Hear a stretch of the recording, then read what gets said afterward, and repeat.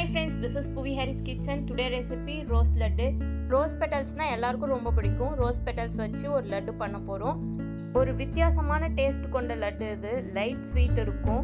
உள்ள நட்ஸ் நிறைய ஸ்டஃபிங் இருக்கும். லைட்டா துவர்ப்பு டேஸ்ட் இருக்கும். கண்டிப்பா ட்ரை பண்ணி பாருங்க. செய்யறதுக்கு 1 ஸ்பூன் நெய் சேர்த்துட்டு உருகி வந்ததும் 1 கப் சாப் பண்ண பிஸ்தா, சேம் மெஷர்மெண்ட் கப் யூஸ் பண்ணுங்க. 1 கப் சாப் பண்ண பாதாம், 1 கப் சாப் பண்ண முந்திரி பருப்பு சேர்த்துட்டு எல்லாத்தையும் நல்லா மிக்ஸ் பண்ணுங்க. மீடியம் ஃப்ளேம் இல்லைன்னா லோ ஃப்ளேம் குக் பண்ணுங்க. ஹை ஃப்ளேமில் வைக்க வேணாம். லைட் கோல்டன் கலர் வந்ததும் நம்ம ஸ்டாப் பண்ணிடலாம்.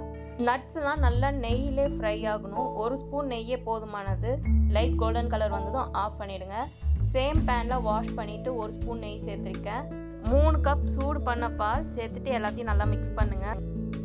நட்ஸை எந்த கப்பில் மெஷர் பண்ணுறீங்களோ அந்த கப் அளவுக்கு 3 தடவை பால் ஆட் பண்ணணும்.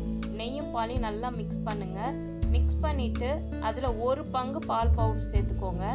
பால் பவுடர் ஆட் பண்ணோடனே நமக்கு கட்டி விழும். கட்டி இல்லாமல் எல்லாத்தையும் உடச்சி விட்டு மிக்ஸ் பண்ணிக்கிட்டே இருங்க கை விடாமல். அப்போ தான் நமக்கு அந்த கட்டிலாம் நல்லா மெல்ட் ஆகிட்டு வரும்.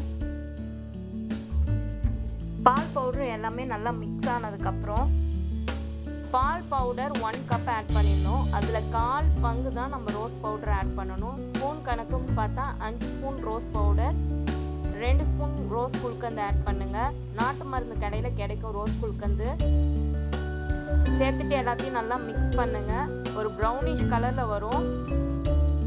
1 ஸ்பூன் ரோஸ் எசன்ஸ் ஆட் பண்ணிவிட்டு நாட்டு மருந்து கடையில் ரோஸ் பெட்டல்ஸ் கிடைக்கும். இதையும் கேட்டு வாங்கிக்கோங்க. நான் 3 ஸ்பூன் ரோஸ் பெட்டல்ஸ் ஆட் பண்ணியிருக்கேன். இடித்த சோம்பு 1 டீஸ்பூன் அளவுக்கு சேர்த்துட்டு எல்லாத்தையும் நல்லா மிக்ஸ் பண்ணுங்கள். நம்ம மிக்ஸ் பண்ண நல்லா பிங்கிஷ் கலர் கிடைக்கும் நமக்கு. எல்லாம் நல்லா மிக்ஸ் ஆகிட்டு பிங்க் கலரில் வந்துடுச்சு. நம்ம ஃப்ரை பண்ண நட்ஸை ஆட் பண்ணிவிட்டு எல்லாத்தையும் நல்லா மிக்ஸ் பண்ணுங்கள். ஒரு 2 மினிட்ஸ்க்கு மிக்ஸ் பண்ணி குக் பண்ணால் போதுமானது. மொத்தமாக இந்த ஸ்வீட் செய்யறதுக்கே ஒரு 25 மினிட்ஸ் தான் டைம் எடுத்துக்கும். அதுக்கு மேலே டைம் எடுத்துக்காது. ஒரு 2 மினிட்ஸ் குக் பண்ணதுக்கப்புறம் நம்ம நாட்டு சர்க்கரை சேர்த்துக்கலாம். நீங்கள் சுகர் சேர்த்துக்கிறதா இருந்தால் பவுடர் சுகர் தான் ஆட் பண்ணணும். உங்கள் ஸ்வீட்டுக்கு ஏற்ற மாதிரி அட்ஜஸ்ட் பண்ணிக்கோங்க. நான் 5 ஸ்பூன் நாட்டு சர்க்கரை சேர்த்துருக்கேன். சர்க்கரை சேர்த்ததுனால இலகி வரும். கொஞ்ச நேரத்தில் டைட் ஆகிடும். டைட் ஆனதுக்கப்புறம் ஸ்டவ் ஆஃப் பண்ணிடலாம். லட்டு பிடிக்கிற பதம் வந்ததும் நமக்கு இப்போ கரெக்டாக லட்டு பிடிக்கிற பதம் வந்துடுச்சு.